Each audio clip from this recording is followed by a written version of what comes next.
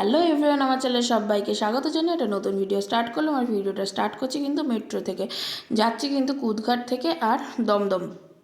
কোথায় যাচ্ছি অবশ্যই বলবো। তারপরে দমদমে নেমে তারপর একটা অটো ভাড়া নিয়ে রিজার্ভ করেছিলাম। অটো ভাড়া নিয়েছিল কিন্তু 300 টাকা, আর টোটো ভাড়া নেবে কিন্তু 150 টাকা।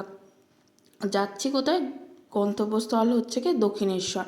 সারাক্ষণ বাড়িতে আর ভালো লাগছিল না, কাজ কাজ কাজ করে মনটাও যেন একদম বসে গিয়েছিল। সবারই যায় এটা, তো যারা বাড়িতে থাকে।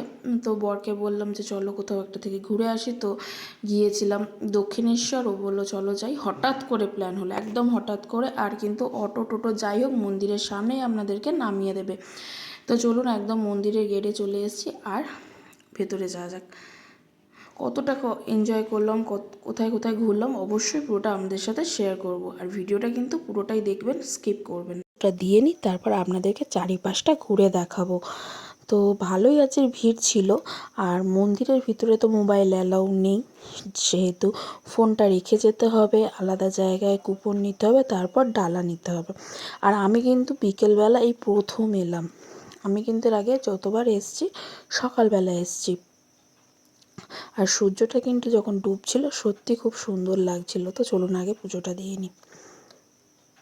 পুজো দেওয়া কমপ্লিট হয়ে গিয়েছে আর মোবাইলটা হাতে পেয়ে গিয়েছি। আর তো চলুন, দেখতে তো এত সুন্দর লাগছে দক্ষিণেশ্বরটা, আর লাইটিংগুলো, যাই হোক চারিপাশটা খুব খুব সুন্দর লাগছিল। আর এখন যাচ্ছি কিন্তু বেলুড় মঠ। 11 টাকা করে টিকিট একজনের। আর আমাদের লঞ্চ এসে গেছে। অনেক যাত্রীরা বেলুড় মঠ থেকে ফিরছে, আর আমরা কিন্তু বেলুড় মঠ যাচ্ছি। যাবো না ভেবেছিলাম, কিন্তু তারপর চিন্তা করলাম আপনাদেরকে শেয়ার করব অবশ্যই আমি যেখানে যেখানে যাচ্ছি। আর এই এত কাছে এসে আর বেলুড় মঠ যাবো না, তো দেখলাম লঞ্চ চলছে যেকালে, তো যাওয়া যাক। তো চলুন যাই।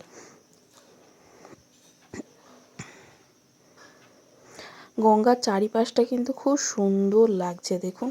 আমি কিন্তু সন্ধেবেলা এরকম দৃশ্য দেখিনি, এটা কিন্তু আমার প্রথমবার, আপনাদের কাছেও আমি শেয়ার করলাম। আর এটা হচ্ছে দক্ষিণেশ্বর মন্দিরের মানে কি বলে এটাকে ভুলে যাচ্ছি, স্নান করে সবাই এখানে এসে, তারপর মাকে পুজো দেয় অনেকে। আর এটাকে লঞ্চ বলে কি না আমি ঠিক জানি না, তো আপনারা আমাকে অবশ্যই কমেন্টে জানাবেন এটাকে কি বলে। আমি যেটা জানতাম সেটা বলেছি। আর তো বেলুড় মঠের সামনে গেটে চলে এসেছে, তো চলুন ভিতরে যাওয়া যাক।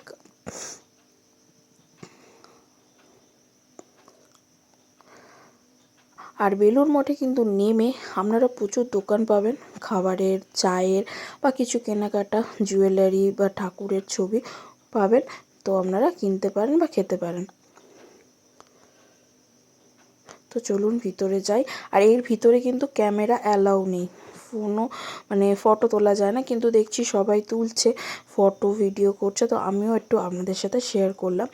আর আমি ওই জন্য ভিতরে যাইনি, মন্দিরের ভিতরে বাইরে থেকে আপনাদেরকে আমি দেখালাম। যদি ভিডিওটা ভালো লেগে থাকে তো অবশ্যই শেয়ার করবেন, আর ভালো থাকবেন, সুস্থ